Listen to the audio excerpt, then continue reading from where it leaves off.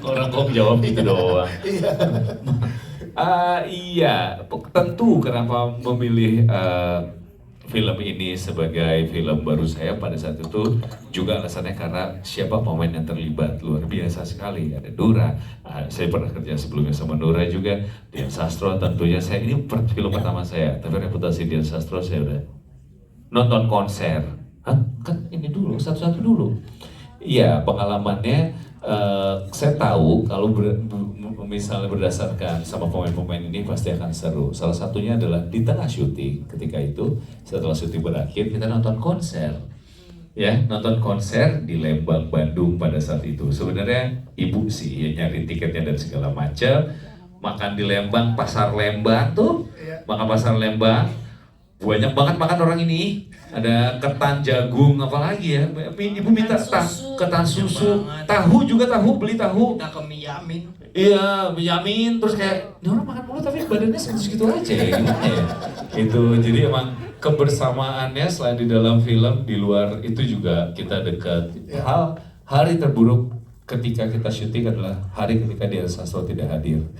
Hari terindah ketika kita syuting adalah hari ketika Dian Sastro pagi-pagi menyapa. Wah, itu jadi headline tuh. Nah, silakan.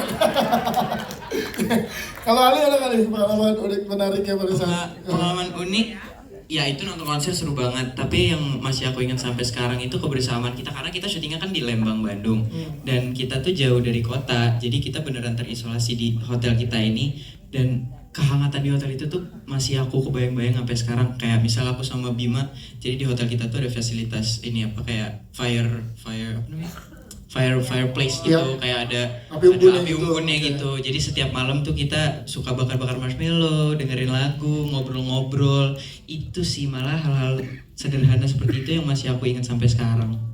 Ibu ada kejadian yang sangat-sangat deg-degan ya Pak. Ingat nggak Ibu sok-sokan naik kuda Wah. Lembang, tiba-tiba kudanya stres karena mobil produksi pada mau pindah parkir. Akhirnya kudanya begini, berdiri gitu. Dia Pada saat jatuh. Ibu lagi di atas, gebrak bruk.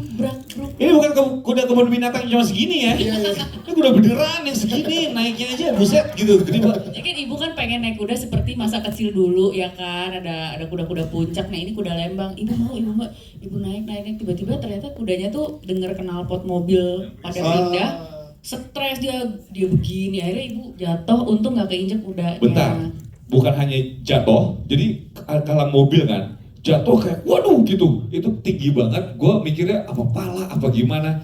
Setelah yang dilakukan dia Sastro jatuh, apa yang dilakukan? Talinya tetap dipegang, jadi tangannya geser waktu itu ya ini. Tetap nenangin kudanya. wah, Padahal lepasin aja boleh nggak? Lepasin nggak? Syuting nih gue nih, jadwal berantakan nanti.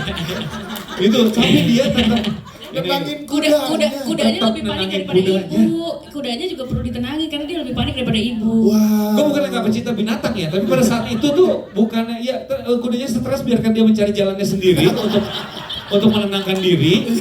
Dianya boleh nggak kita selamatkan dulu? Kudanya masih ngamuk-ngamuk. Dia tenangin. Lagi ngos-ngosan gitu, lagi hidungnya sampai kembang kempis gitu kan, abis dianya yang Gue panik banget. iya kan gue pengen jadi pahlawan, di sekitaran tuh banyak pahlawan cowok-cowok untuk pengen menyelamatkan, tapi takut sama kudanya. Lepasin bu, lepasin. Gue takut ditendang aja. Berarti itu makin membuktikan luar biasanya seorang Dian Sastro. Wah, gila. Oke. Ya, Itu kejadian, bukan kejadian unik Masih ya. selamat, bersyukur. Oh, deg-degan, semua orang tuh udah ketawa-ketawa. Iya, nggak apa-apa, semua muka pucat. Apa tadi? Ini produser kita. Kudanya apa kabar sekarang? Orang kita. Enggak, waduh. Kudanya apa kabar kudanya sekarang? Kudanya baik-baik aja. Ya, sudah Boleh menenangkan. biarin dulu nggak kudanya? Melewati dulu. Kudanya melewati terapi, dia sekarang Iya. sudah bisa menenangkan diri. Karena memang tempat istirahat untuk kuda. Iya. Syuting ini nggak tahu, Ali beli sepatu sandal, kita beli semua. Samaan. Kita kembaran sepatu sendal. Dia beli proyektor, gue juga beli di rumah. Sulit lah. Ini bondingnya luar biasa. Tepuk tangan sekali lagi Grup Yayakas dan Grup Maker. Buat yang belum sempat bertanya di kesempatan ini, nanti akan ada kesempatan untuk doorstep. Oke, terima kasih. Dari media mana Mbak? Oke. Business Today. Terima kasih Mbak. Menarik ya ketika kita bicara soal AI di Indonesia, justru amat sangat tidak bisa lepas dengan lingkungan. Baik ngomongin soal ibu atau AI, lingkungan itu ada yang amat sangat mempengaruhi dunia kita.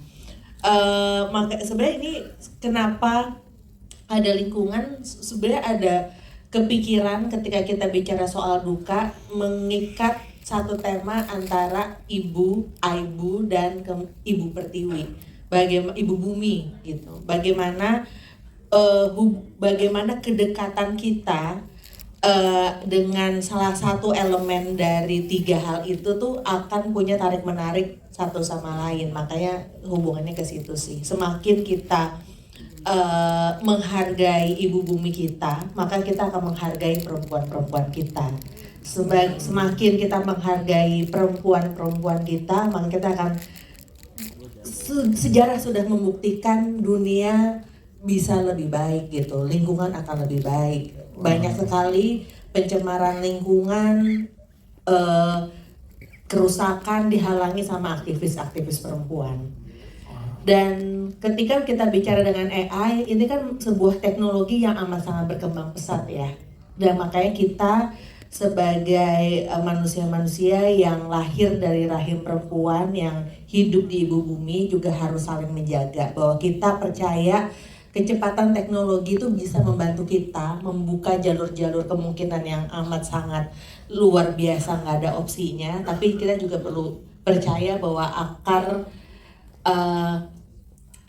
diri kita, akar kemanusiaan itu hadir dari ibu pertiwi, ibu bumi. Dan makanya aku suka banget kalau di soundtrack filmnya itu No Stress sama Rara Sekar bicara soal Raih Tanahmu. Itu yang menurutku adalah inti dari film ini, bahwa setiap kemajuan yang kita lewati, kita juga harus kembali meraih tanah kita. Wow, luar biasa Mbak Gina. Satu lagi tadi adalah tentang kuncup bunga yang mekar di tengah gersangnya. Nih. Itu apa artinya Mbak Gina? Apa tuh Pak? Apa? Bapak dipanggil. Kayak suara hati ya. Intrusive thoughts. Mungkin apa esensi dari bunga yang di tanah kering itu adalah ya kehidupan selalu mencari jalan untuk membuka harapan. Itu sih, apapun kesulitan, apapun kekeringan, apapun duka yang akan kita lewati, ketika kita percaya sama harapannya dan percaya sama cintanya, dan cinta yang begitu besar seperti karakter Ibu Laras, nggak akan ada yang menghalangi bunga bisa tumbuh lagi. Wow, terima kasih. Nah, sekarang baru pertanyaan.